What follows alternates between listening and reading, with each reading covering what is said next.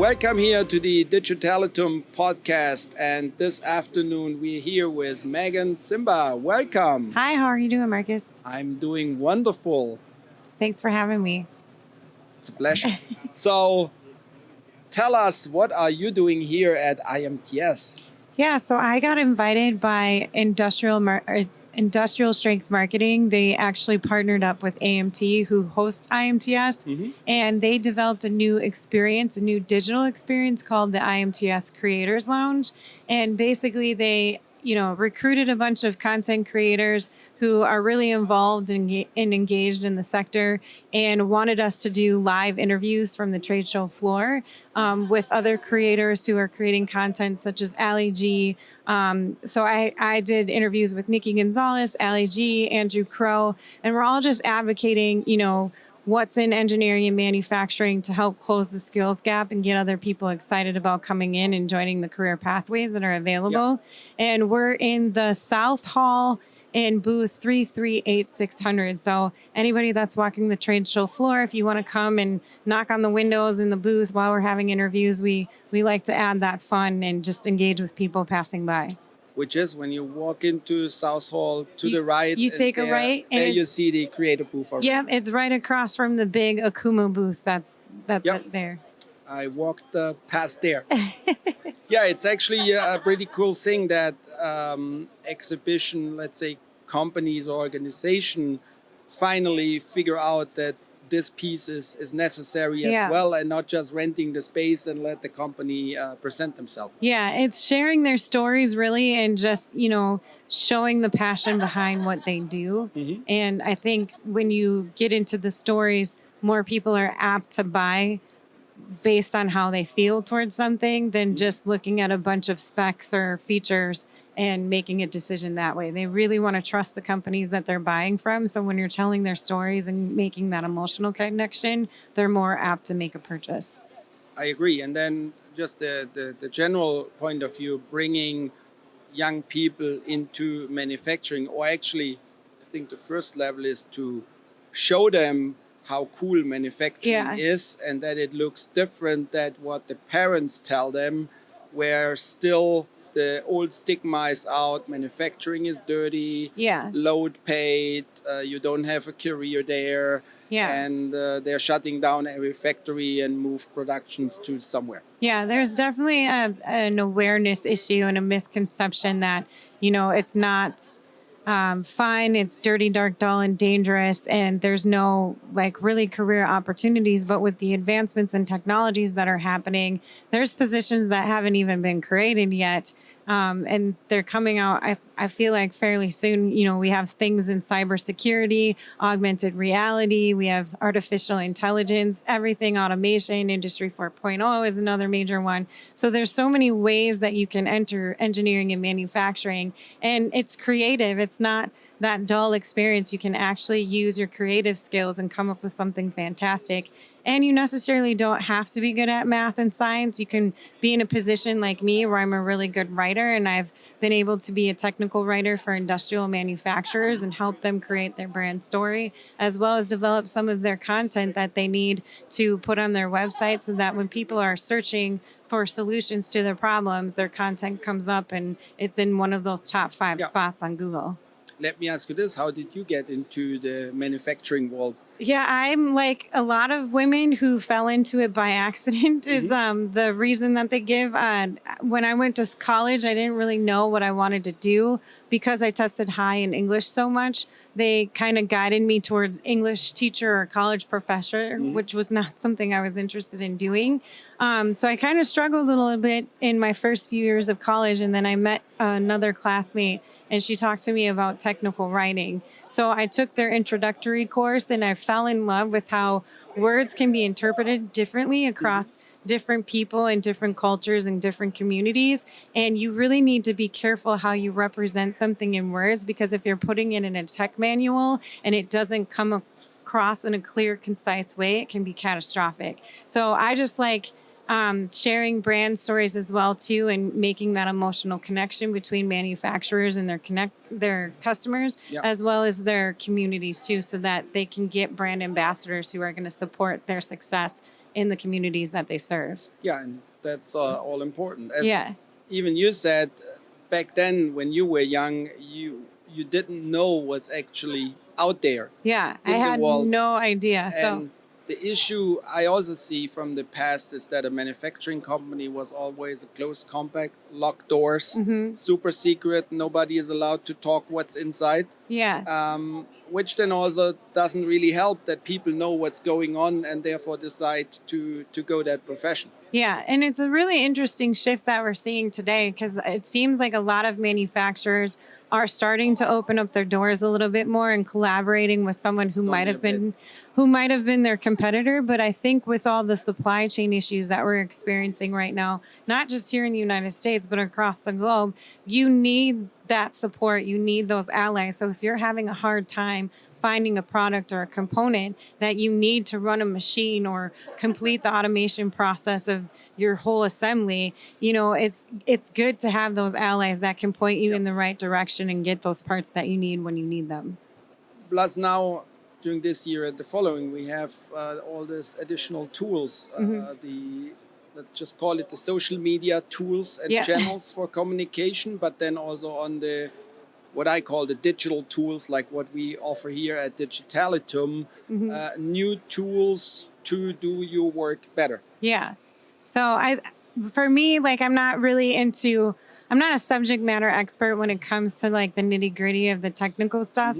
But I know enough to be dangerous across different industries, because my expertise is how to tell a good story and how to take the boring out of the technical information and make it exciting. I kind of joke around that when I've worked with engineers, they kind of tend to be a little socially awkward, or, resistance to like talk to other people. And That's how we are. to break through that hardcore though, and like find their passion and get them to open up about why they really are doing what they're doing, is really exciting and satisfying for me. So anything that I can do to help manufacturers create their brand narrative and share that with the rest of the world, I'm completely on board with that, and I have a lot of fun doing it.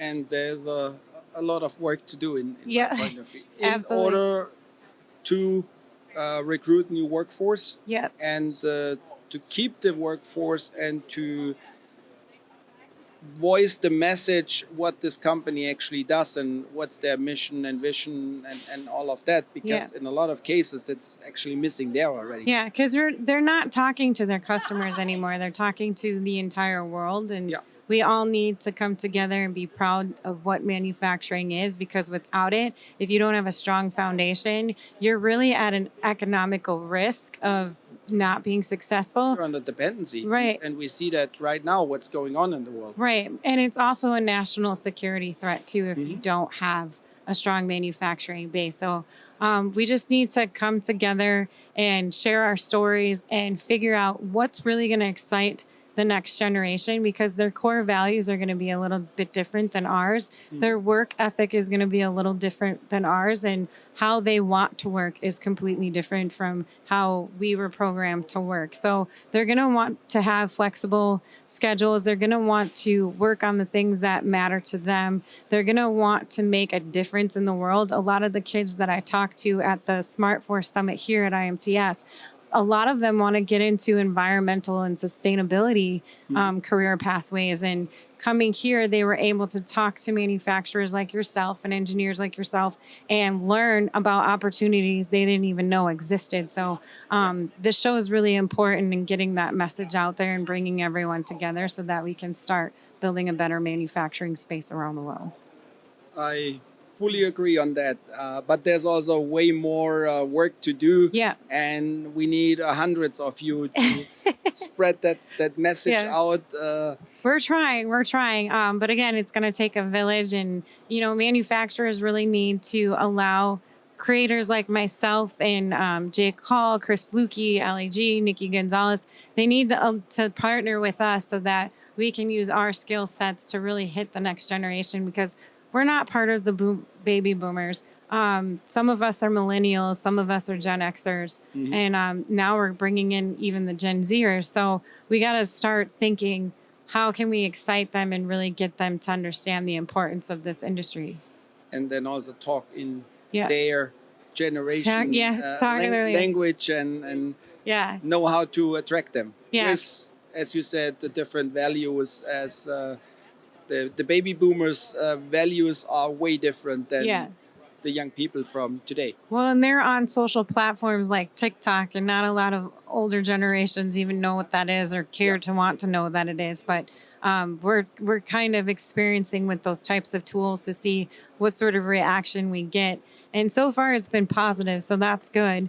But again, this is not an overnight solution. We really need to put our boots to the ground and be more proactive and help connecting the manufacturers within their community. Be willing to change. Yep, I think that's the main thing, that there has to be the willingness to change, to do, to try new things, and then also do them and execute them. Yeah, that's a really good point, because one of the popular sayings around here is, this isn't our grandfather's manufacturing anymore. And it's completely correct. We have so many different types of advancements and technologies that even now, one of the other things that we need to prioritize is also reskilling and upskilling our current workforce, because not a lot of them are going to be able to catch on to how to use some of these technologies. So we need to develop programs where we can actually get them recertified and learn the technologies that are coming out, because if they don't know how to do it, that's putting us at risk as well too. We can't just focus on the older generation, the younger generation. There's that in-between point as well.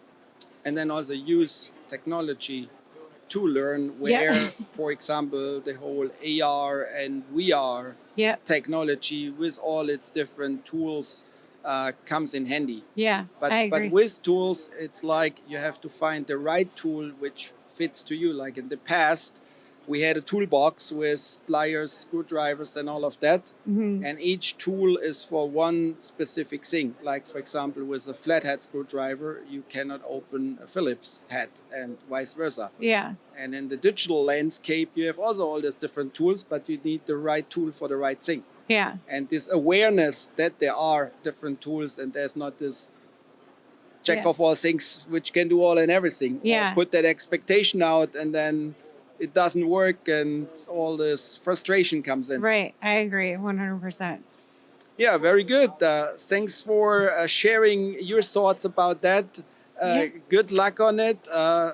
I am happy to support wherever I can on this mission, because I fully support that as well. Well, I appreciate that, Marcus. And I just want to let anybody know that if they want to know more information about Mavens of Manufacturing, I can be found on LinkedIn, and you can connect with me on mavensofmanufacturing.com. And then if anybody wants to be connected to other individuals like Jake Hall or Andrew Crow, they're all available on LinkedIn as well, too. I know. Actually, Jake Hall was on Monday here. Awesome. I'm glad you had a chance to speak with him. He's great. Yes. I met him on previous shows already, so we know each other already. He does a great job. And I do my work to get to know all of you and establish a personal relationship as well. That's awesome. I'm looking forward to it. All right. Thank you so much. Again, thanks for joining our little podcast, which is the smaller version of What's Over There. Thank you so much.